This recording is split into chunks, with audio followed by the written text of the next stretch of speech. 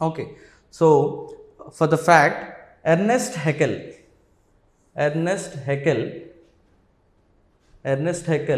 ఇక్కడ చూపిస్తున్నట్టు Ernest Haeckel coined the term ecology. Ecology term coin చేసింది ఎవరు? Ernest Haeckel. సో ఇది వరల్డ్ వైడ్గా ఎర్నెస్ట్ హెకెల్ అనే అతను.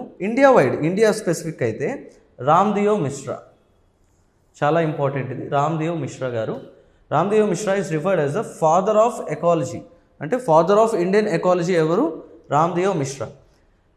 His efforts led to establishment of National Committee for Environmental Planning and Coordination in 1972, which eventually paved the way for creation of India's Ministry of Environment and Forest 1984.